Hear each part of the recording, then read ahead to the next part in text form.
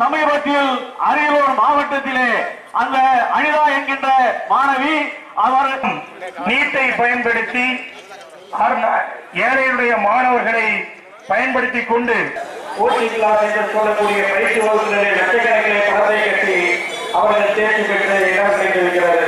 இதைத்தான் காவலர் கழகம் சமூக நீதி கொள்கையோடு விழிப்புணர்வு வேண்டும் என்று ஒவ்வொரு நிலைப்படுத்தி காவலர் கழகம் திமுகவோடு இணைந்து செயலாற்ற நடைபெறுகின்ற தமிழகத்திற்கு நீட் தேர்விலிருந்து விலக்கக்கூடிய என்ற பதாகையை ஏந்தி தமிழக உரிமையை காங்கிரஸ் உள்ளிட்ட அனைத்து எதிர்கட்சிகளின் சார்பாக மாபெரும் ஆர்ப்பாட்டத்திலே திரளாக கலந்து கொண்டிருக்கக்கூடிய அனைத்து கட்சிகளுடைய மாவட்ட செயலாளர்கள் அதனுடைய விளைவாகத்தான் இன்றைக்கு தமிழக மண்ணில் சமூக நீதி மறுக்கப்படும். அந்த மரணத்திற்கு பிறகு இன்றைக்கு தமிழகத்தில் அனைத்து பகுதியிலும் வலுமிக்க போராட்டங்கள் நடந்து கொண்டிருக்கின்றது.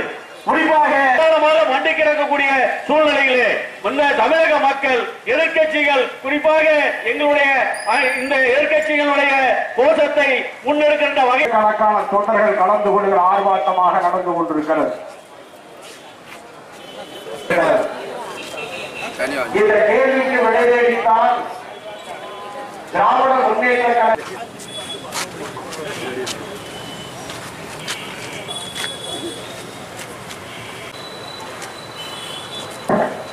கரூர் முரளி